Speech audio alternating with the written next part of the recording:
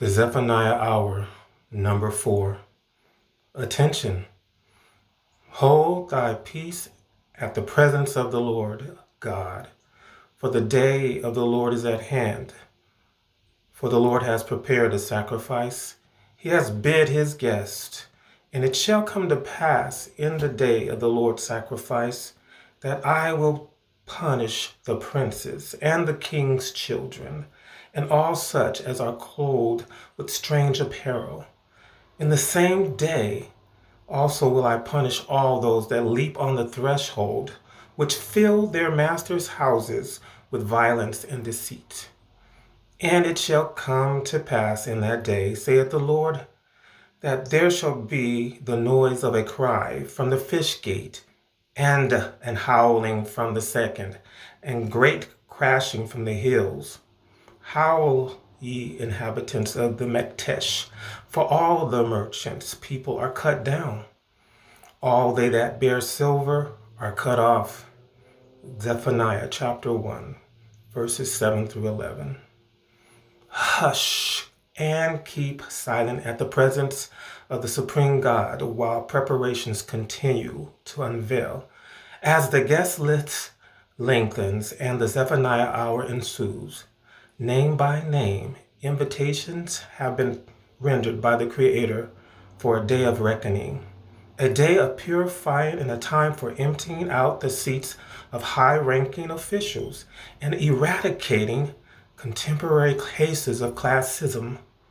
To all realms and offices of chiefs, captains, governors, mayors, kings, queens, supreme justices, ambassadors, principals, administrators, managers, and CEOs, along with your offsprings, you are all invited.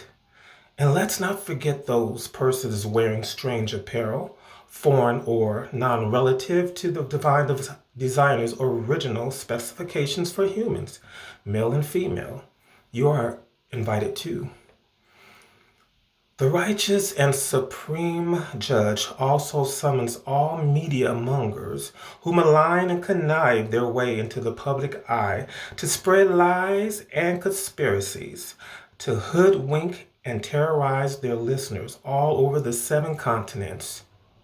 To all stockholders, owners, and donors of every media venue, including social media outlets, your bank accounts and pockets have gotten fat from the sale of violence and deceit, especially with poisoning the minds of the young during all hours of the day. You have lavished yourselves at the expense of children and adolescents all over the world, infusing rebellion and disrespect into the fiber of their being. It's time to pay retribution for the damage done over the last 2 decades. Oh my, what's that noisy sound ringing in the distance from your ports and harbors? Can you hear the crackling and bleating coming from your borders and ports of calls? Listen intently to the bold bleating, the hopeless howling, and boisterous wailing. Doubling in vigor in the atmosphere, the voices are repetitive in nature.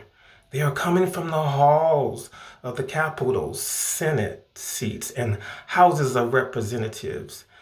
Your proclamations reek in insolence with which to destroy the hopes and dreams and to afflict the peoples to whom you've been called to serve.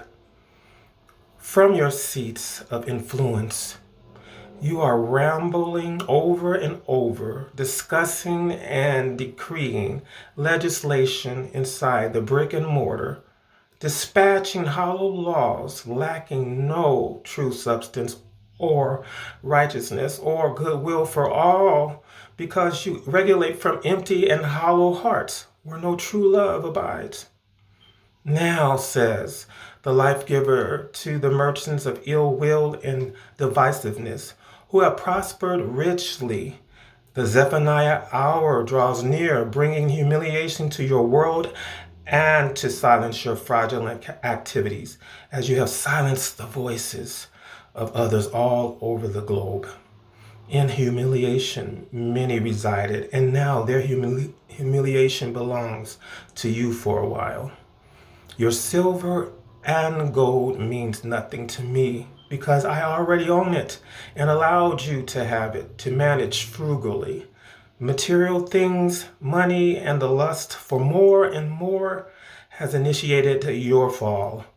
Your greed and apathy shown to the needy needs rectifying. Do the right thing and clothe yourselves in meekness and humility. Then live.